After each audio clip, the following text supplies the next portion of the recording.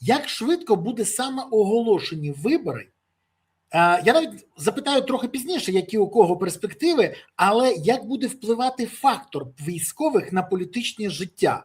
Ну, тому що величезна кількість людей захоче прийняти участь у виборах, це відверто.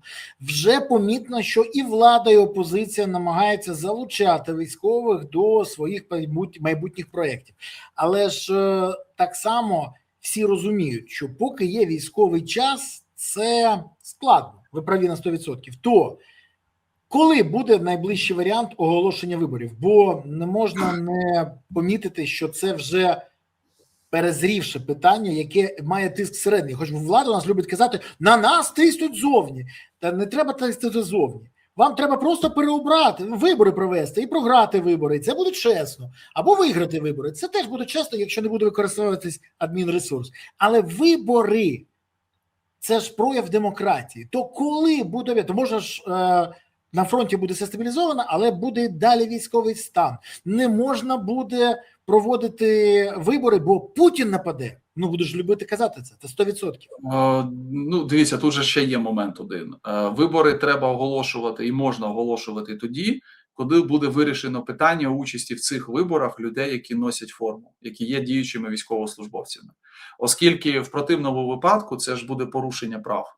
Розумієте? І будь-яка людина потім, умовно кажучи, може оскаржити вибори, сказати, що а я хотів балотуватися на посаду президента, але оскільки я там очолював бригаду або був просто там рядовим навіть, да, але в мене були такі амбіції і можливості, мені не дали, тому що я військовий, і це буде проблемною історією. Тому я не здивуюся, якщо все ж таки якось вибори, принаймні там перші президентські, я думаю, що першими будуть президентські вибори, їх підв'яжуть під процеси демобілізації або принаймні підв'яжуть під можливість там окремим військовослужбовцям брати участь в цих виборах, якщо перші будуть вибори глави держави. Чому я схиляюся до того, що першими будуть вибори глави держави? Тому що я нагадую, що ми маємо юридичну колізію, і ця колізія полягає в тому, що теоретично за Конституцією України вибори президента можна проводити навіть під час правового режиму воєнного стану. Запобіжником на проведення виборів президента на сьогоднішній день є, ну, точніше, два запобіжники є. Перший запобіжник – це закон про правовий режим воєнного стану, який забороняє проводити вибори президента, в тому числі під час війни. І другий запобіжник – це громадська думка. Тобто громадяни України чітко говорять про те, на всіх опитуваннях, що поки війна, ніяких виборів. Але коли війна, наприклад, гаряча фаза закінчується, я не виключаю, що перші президентські вибори можуть бути проведені навіть при збереженні правового режиму воєнного стану. Або цей режим поміняють там на режим надзвичайного стану. Ну там не знаю, як це назвуть, можуть в принципі переназвати, але ну тоді окремо треба буде прийняти рішення. По-перше, по внесенню змін в закон про правовий режим воєнного стану, раз. І друге, ну, по військовим, щоб вони теж мали можливість приїхати і балотуватися. І балотуватися в тому числі на посаду президента. Я от більше схиляюся до цього варіанту, що влада піде от по такому сценарію. Якщо Володимир Зеленський приймає рішення балотуватися вдруге, то, очевидно, для нього це непоганий сценарій. Якби він залишається верховним головнокомандувачем, главою держави, він іде на вибори президента, в першу чергу, не як президент, а як лідер воєнного часу. Це завжди додає балів і ну, зовсім по-іншому сприймається, наприклад, суспільством. А по датам, дивіться, по датам, ну, я, до речі, не думав, що таке скажу, я можу навіть погодитися частково з Подоляком. При оптимальному розвитку ситуації весна 27-го року може бути, дивіться, так, звісно, реально, вибори президента, я підкреслюю, вибори президента. А чому реально? Тому що якщо, умовно кажучи, там, під кінець року ми маємо якусь навіть заморозку, ну, тривалу, да?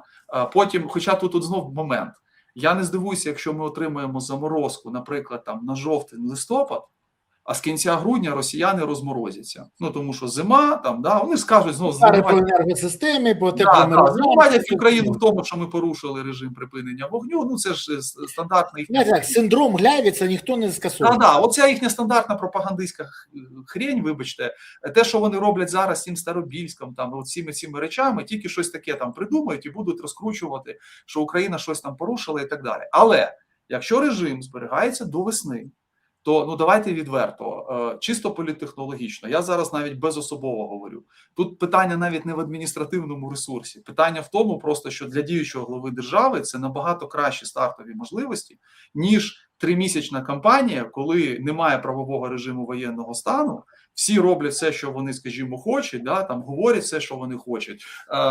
Верховна Рада відміняє фінансування і існування марафону, там і багато інших подібних якихось речей. Ні, я при всій повазі до каналів, які працюють в єдиному марафоні, у мене питань до них немає. Да? Тобто вони намагаються інформувати, все робити, але очевидно, що є певні речі, які вони не озвучують. Там, наприклад, да? І от в мене питання: а в марафон попадуть всі кандидати? Ну, по закону, типу, да. Але знов-таки, кого там більше будуть висвітлювати, ну така історія. Ви знаєте, я дуже добре пам'ятаю вибори 2015 року, коли я вийшов в другий тур до Кличка, я просто зник зі всіх ефірів. Взагалі зі всіх. Жоден канал, ще раз, жоден канал. Прям всі казали, ти ж це розумієш, ти потім з'явишся в ефірі. Ну от є команда, я кажу, да як так можу? Ну от так. І те, що зараз відбувається, це набагато жорсткіше, ніж те, що було тоді. Тому навіть сумніву немає. Але в мене є декілька маленьких уточних запитань. Ви кажете, що у Зеленського буде непоганий гандікап головнокомандуючий. Хіба у Черчилля не було гандікапу такого ж? І у Черчилля, до речі, не було династії. Це 100%. Не було 5-6 успішних менеджерів з корупційними підозрами, не було Міндіча, двушечки на Москву, не було шашликів, багато чого не було. То хіба в нього є такі, скажімо так, можливості, як у кандидата, який може гідно показати: я от приніс вам не тільки мир, а й гідність зберіг для країни. Хоча який мир? Там миру не буде, там буде заморозка. А це буде всі акцентувати увагу. І, до речі, якщо, вибачте, пане Ігоре, якщо у всій країні будуть висіти такі історії: хочеш нових шашликів – голосуй за Зеленського. Хочеш чергову двушечку на Москву – голосуй за цю владу. Навіть за Зеленського, за цю владу. Хочеш, щоб і далі друзі президента тікали до Ізраїлю – голосуй за владу. Це ж буде, ну це зрозуміло, це навіть не важко буде зробити. Я, по-перше, не впевнений, що такі борди будуть висіти. Давайте так. Кампанія, думаю, буде віртуальна цифрова. От я в цьому впевнений. Ні, ну віртуальна цифрова, ну, питання навіть не в тому, що там вона буде віртуальна. Борди зрізатися будуть миттєво, ми всі розуміємо. Я ж в тому плані, про що ви говорите, да? Там ваша історія з виборами мера Києва. Тобто тут такий момент. Ну, дивіться, от станом на зараз, ну, в нього все прекрасно з рейтингами там довіри, в нього там непогані навіть віртуальні рейтинги, наприклад, балотування там на посаду президента. Зрозуміло, що я хочу зазначити, що ми говоримо там станом на зараз, коли ми живемо в одних умовах, а потім будуть зовсім інші умови, і ці умови, вони, ну, можуть дуже сильно відрізнятися від того, що є сьогодні.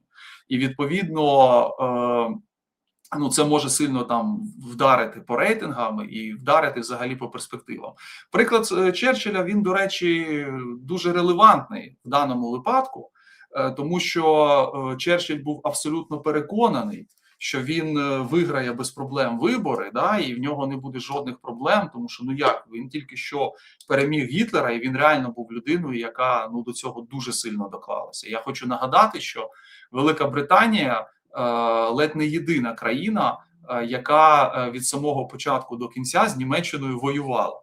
Тобто вона не йшла там на якісь сепаратні домовленості, типу там режиму Віші, або пакту Молотова-Ріббентропа, або Муссоліні. Ну, коротше кажучи, там ми всі знаємо історію. Ну, я сподіваюся, принаймні, да, як це виглядало. Але Черчилль програв, причому програв достатньо впевнено, давайте так скажемо. І потім його дружина, її запитала, Клементіна, да, вона сказала, чого ви дивуєтеся? Вінстон взагалі не знає, чим живе народ. Да, він мислить категоріями там великої геополітики, поїздок там за кордон і так далі. До речі, це може бути певною проблемою для Зеленського, оскільки він багато і теж займається зовнішньою політикою, а всередині ж країни проблеми нікуди насправді не діваються. Але дивіться, я хочу, щоб всі зрозуміли одну дуже важливу річ. Якщо він вирішить балотуватися, в нього шанси будуть. Питання просто в тому, як він ці шанси реалізує. Тому що, дивіться, все ж залежить від того, хто буде ще йти на вибори. Взагалі, коли будуть вибори, в якому форматі будуть вибори, хто буде головним опонентом. І зараз сказати це достатньо складно. Чому? Тому що навіть та команда, яка є у Зеленського, вона може не дожити там до кінця цього року. Може з'явитися щось нове, да, якісь там нові конкуренти або якісь там інші внутрішні проблеми. Ну і врешті-решт я би не відкидав і не скидав би щелек терезів ще все ж таки історію про те, що він не буде балотуватися. Тому що, дивіться, є один момент. От, до речі, ми його спочатку не згадали, але згадаємо обов'язково зараз. Як тільки буде оголошено про проведення виборів, ну або буде вже розуміння, що ми до них йдемо, і Володимир Зеленський скаже, що я буду на них балотуватися, мені здається, в цей же день Конституційний суд повинен буде отримати подання або від депутатів, або від самого Зеленського. А що робити у випадку, якщо, наприклад, він, дивіться, да, якщо він переможе, от він перемагає, і що? Він буде 5 років, або чи він буде або там 2. Або ну, буде 2, тому що, дивіться, ну, у 27-му році він буде 8 років.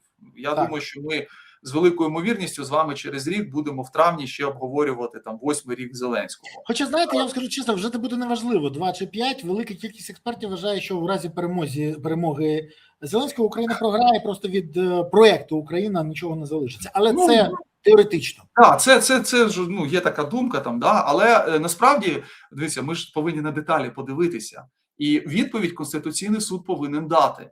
Ну, мені здається, що я не юрист і тим більше не конституціоналіст, але мені здається, що історія з чистим 5-річним терміном виглядає трошки неправильно. Знаєте, є таке поняття буква і дух закону, і от з духом тут точно буде недобре, і це треба розуміти самому Зеленському. Я, до речі, не здивуюся, якщо він прийме рішення балотуватися, вони можуть навпаки розіграти цю історію. Сказати, якщо виграю, я от буду тільки 2,5 там, чи 2 роки, а далі вже... І це вже буде типу другий термін, і все. І я тоді вже далі точно там не балотуюсь, бо в нас же ж не можна. Да? Якби отакий формат. Але це буде така, знаєте, політтехнологія. Тому що ми ж знаємо, що як там влада розбещує, да, абсолютна влада розбещує абсолютно. Лорд Актон, він був людиною дуже розумною, не дарма його цитують і видають. Нещодавно в Україні видали його переклад українською, прекрасний там зроблений. Да? Тому тут є така проблема. Але оцей юридичний момент насправді дуже-дуже важливий. Тому що якщо якісь депутати, умовно кажучи, випередять президента і подадуть подібний позов, і почнеться відповідна кампанія, що які там 5 років, да, там повинно бути менше, це може дуже сильно змінити суть взагалі президентської кампанії. Але, наприклад, якщо це буде інша людина, ну тоді, за логікою, людина повинна йти на 5 років. Хоча я не здивуюся, якщо хтось буде казати, хай всі йдуть там на 2, на 2,5, а далі там подивимося. Ну, це буде трошки нечесно, оскільки, да, з об'єктивних причин термін затягнувся, але тоді треба визнати цю об'єктивність і сказати, що ми ж за справедливість, тоді повинно бути якби так. Але я жодного разу не чув від представників Офісу взагалі розмов на цю тему. І не будуть, не почуєте. Ну, я думаю, що вони до кінця, звісно, будуть тягнути, а вони бояться цієї теми. радники можуть почати, вибачте, грати роль дурників і казати, типу, а це до чого? Типу, вибори на 5 років, які питання?